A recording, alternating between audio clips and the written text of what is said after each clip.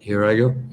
Guys, the market has changed. It has been up and up and up, and we've got to tell you some news. Stay tuned.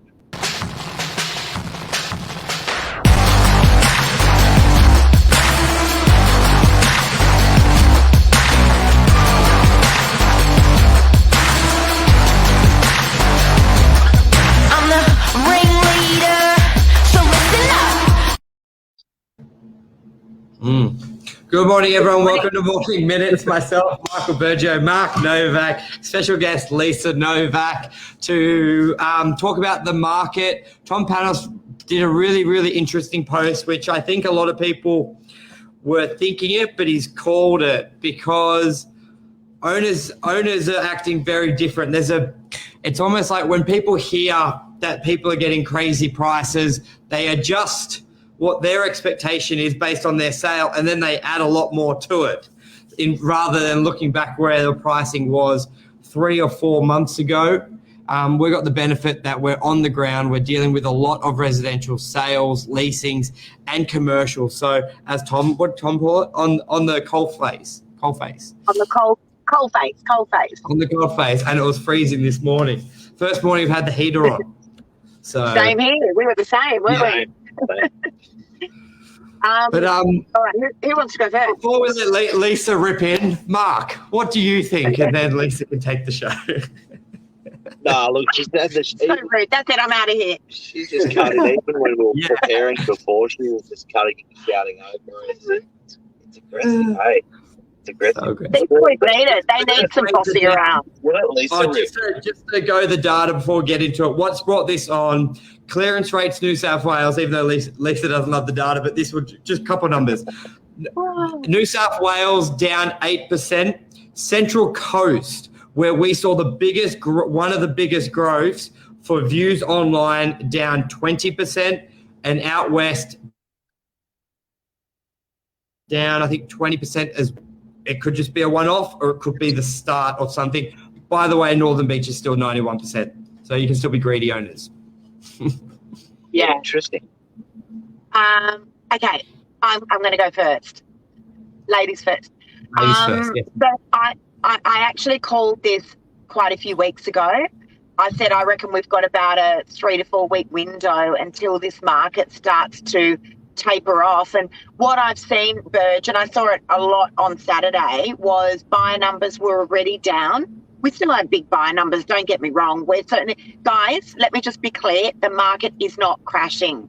We're talking about the steam coming out of the market a little bit. By no means is it crashing. But I'm definitely seeing buyer numbers are dwindling a little bit. I'd say they're down 10%. And in addition to that, there doesn't seem to be this crazy mad flurry like what we saw even 2 weeks ago. All right. So what's changed is that I believe vendors' expectations have just gotten out of control. So the market came up about 20%. They already made their money, and now vendors are looking for another 20% on top of that. The market's not there. So we're scaring the buyers away. In addition to that, I think a lot of buyers have been walking around with a 12-week approval in their pocket, and we all know what's happening in that financing world. They need to go through getting their re-approval done after that 12 weeks. And so I think a lot of that is coming up for expiration now. But, again, the market is definitely not crashing. This is where this is our opinion, we may start to see it plateau out a little bit now. We just got a good sign. I think it's like a spectrum, so people know, like, let's do it this way. Crazy market, which we've been in the 2 weeks, and COVID market. We're sitting like just there, under. So no one needs to worry. So crazy was 10, crappy COVID was 0. We're probably sitting where? 9 right now. Yeah, we're just under that. It's still crazy out there. Don't get me wrong. I've got a beautiful property. In fact, this is a great case study. I've sold 3 properties. I'm about to sell the third, but I've got 3 properties in the same street. Now, one property sold 7 weeks ago for 1 point, and all the properties are very, very, very similar. One property sold about 6 to 7 weeks ago this is on the Northern Beaches, guys, for 1.72. 4 weeks later, an almost identical property I sold in the same street for 1.95. Now I've got a very similar property, but the block size is half of that, and we're looking at very similar figures again, right? So the market has definitely moved, but I believe, in my opinion, this is where we start to see it plateau out. Buyers are disheartened. The market went crazy. Some vendors got greedy, and this is where we will start to see that market taper. That's what I believe. So That's not a bad thing. market. Tell us what you're telling us off air. Like, this is not a bad thing. Tell us about what you're saying about the sustainability.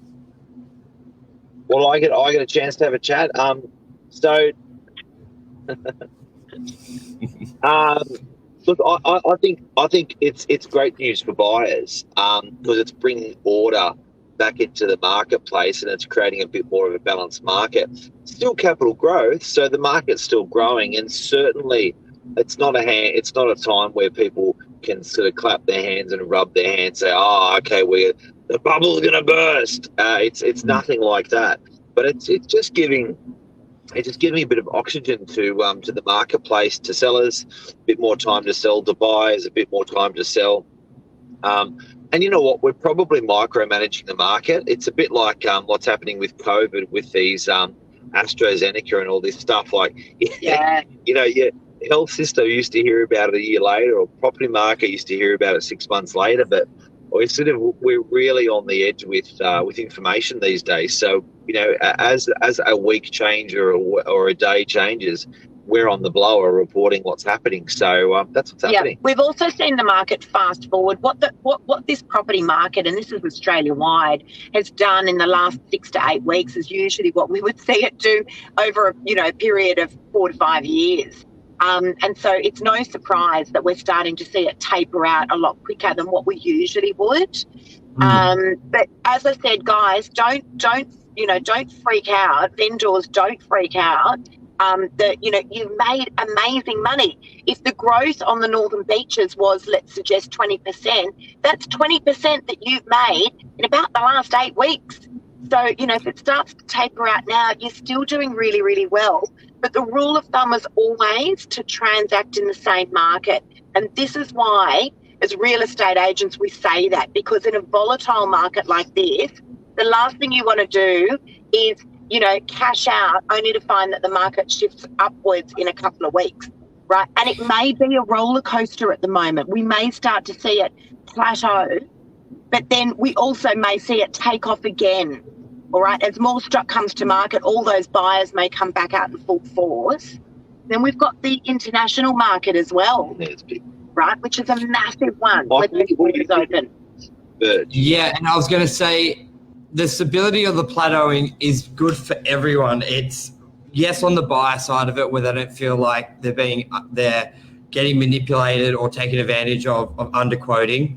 It's great for the owners, which may not sound like it, but it is, because a lot of the thing that is stemming the greed is owners are worried about selling, say, their 3-bedroom house for 1.6. They know normally the upsize to the 4 or 5 bedroom is 2 million.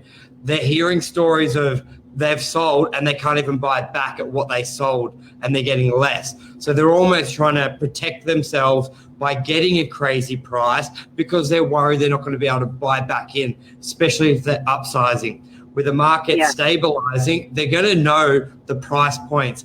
And it's great for agents as well, because then you can give advice and people don't feel like they're getting screwed at either party. Because there's agents out there that would not be given the great advice going, yeah, it's worth 1.4, but hey, shit's going hot. Maybe you'll get 1.8. Give me 10 grand marketing and we'll see. And it's not really good for the buyers. It's not good for the sellers. So I think it's actually good for all parties. Even if parties don't think it is good for them, it is. Now, if I was considering selling, I think it's a final call. I think in a red hot market, not to say there's not growth in the market, but I think if you want to sell in a silly market, we've probably got a good couple more weeks left in it. Of a silly market to do deals.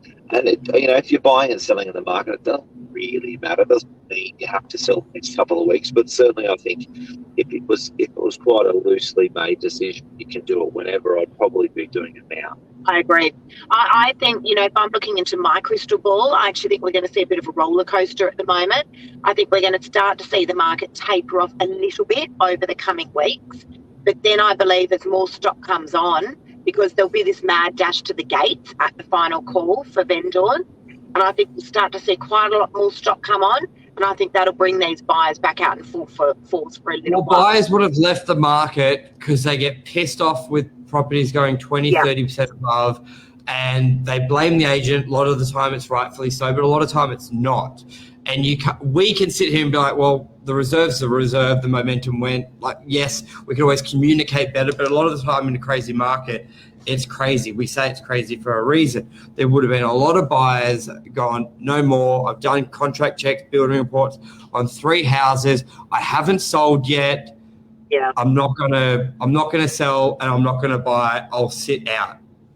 So once they see you stabilizing, and it's not going to be stabilized for 1 week, it's going to be stabilizing for a month, then they may come back in. Yeah. So I think you're right. Buyers do need to realise that you need to transact in the same market when it's very volatile like this. All right. So you need to be buying and selling in the same market. Yep. Because it is a roller coaster at the moment.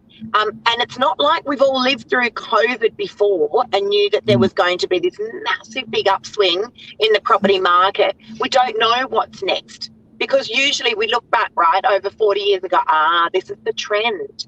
But it's not the norm. Mark, you were speaking to a real estate agent who's been in the industry for 50 years. He's never seen the market like this before. I was blown away. I was blown away when I spoke to that agent and said, you would have seen this a couple of times before in the last 53 years you've been in business. He said, never like this. That was scary. That was scary. But I do firmly believe what you said before, Lisa, about that international market, that if this domestic market is cooling off and it does level off a little bit for next year or two, I do think there'll be a very violent, very aggressive, very hardcore uptake and interest into Australian property. Well, I've got the data here. Just for Lisa. Oh, not data. On realestate.com, UK views is up 64%. People from New Zealand looking at Australia up 62%. People from Singapore up 37%. USA 30%. Hong Kong 13%. China down. So it's an annual percentage increase of 27%. Overseas buyers. Mark, you and I said this 9 months ago. People are going to see how Australia has acted and going to be like, anyone who was working overseas or, I don't know, they were Australian, had a wife overseas, lived with their wife. They're going to be like, fuck, Australia handled it so much better. I want to go there. I want to at least own a property there so I can come back if something hits the fan. And that data shows it. 30%. Keep in mind, this is countries with populations of 300 million. So 30% on 300 million is a lot more than what we think with our population of 20 million. That's a really good point. You know what I mean? Where is all the property going to come from? Because, we are going to have this mad influx. I mean, Mark, we've got friends that live overseas that have been working and living overseas for a long time. They're just waiting for the borders to open so that they can come back. So it'd be interesting, where is all that property going to come from? Because at the moment, we're Australians selling to Australians. So it's going to be interesting to see what happens when those borders do open again. But I just want to wrap up by saying that here's the best piece of advice that I can give to you guys out there that are looking to buy. Buy when you find the property that you like. If you want to gamble with the property market, your safest bet is to go to the casino and do it there. Because don't bet on the property market. When you find the house that you love, buy that one. When you find the property that you love, buy that one. We overpaid 13 years ago for our house, but we've been there for 13 years and now it looks cheap. So, it's all relative. It all works out in the wash. Just when you find the right property, that's when you buy it. But even, Lisa, even 6 months after buying that property, you don't care because you don't have to look for properties anymore. Yes, in 13 years, but even 13 days after you've settled and you move in, a lot of time you're like, thank God that's over. Let's move on with our life.